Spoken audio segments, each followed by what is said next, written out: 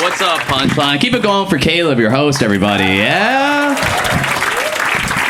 Awesome. Good to be here. Some things about me. I come from a Chinese immigrant family. Where are my Chinese people at? Yeah?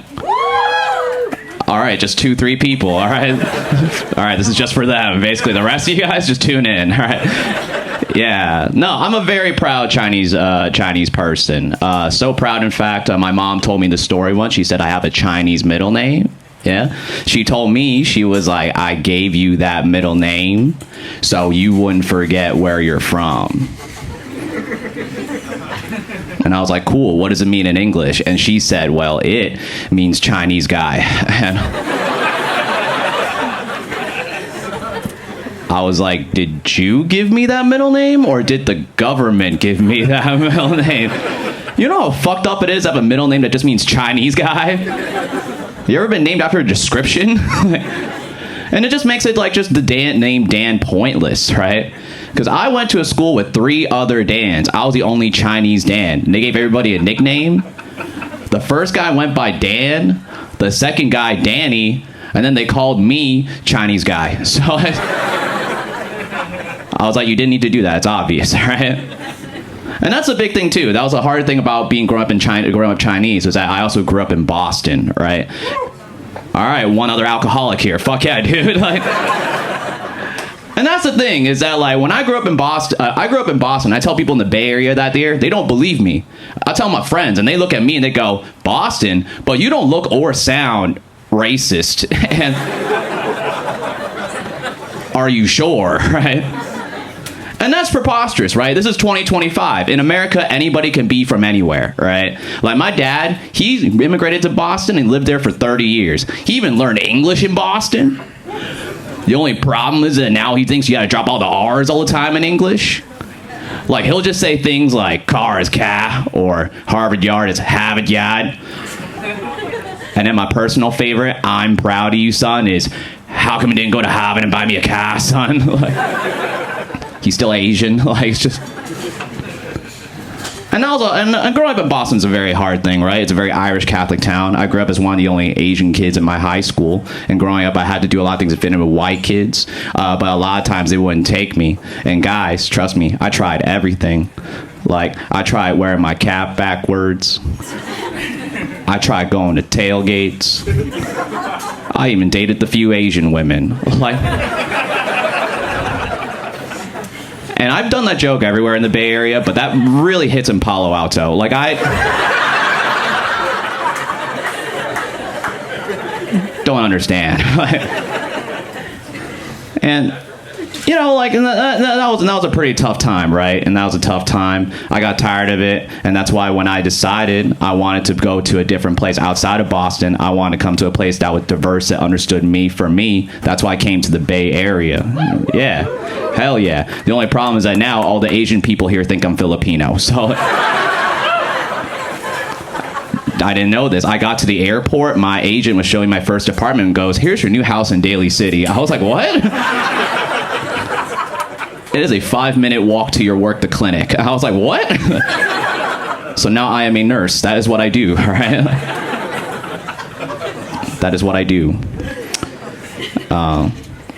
I don't know if you can tell by now. I have a very deep voice. I got this voice when I was 10 years old.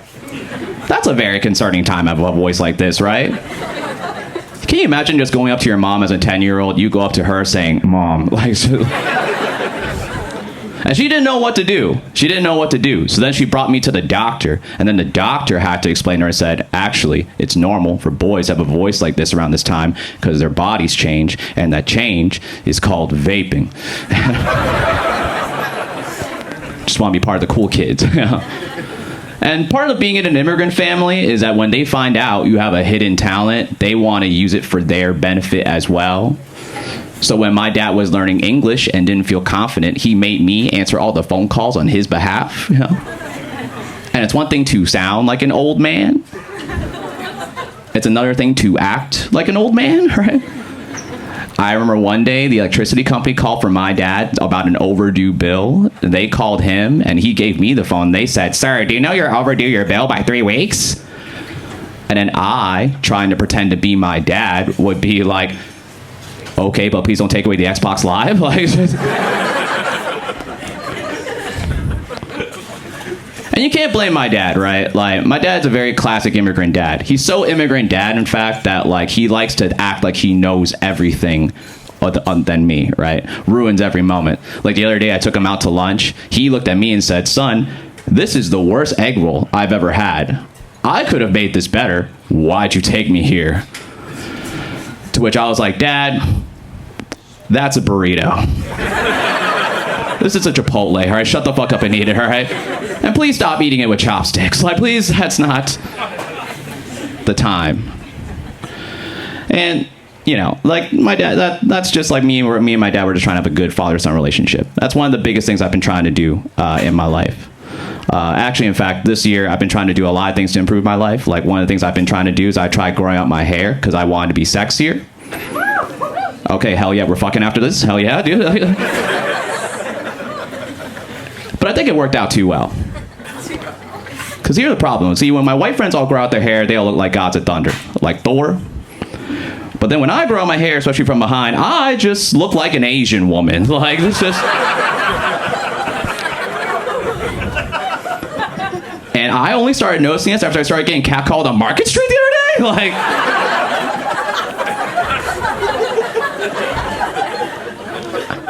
What? Like...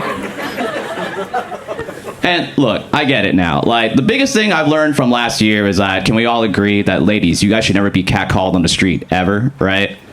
Right, it's a humiliating thing. I understand it now. Because I remember one time, I was walking down Market Street, this homeless guy started hollering at me from behind. He just went up and said, "Let me see that face, sweetie."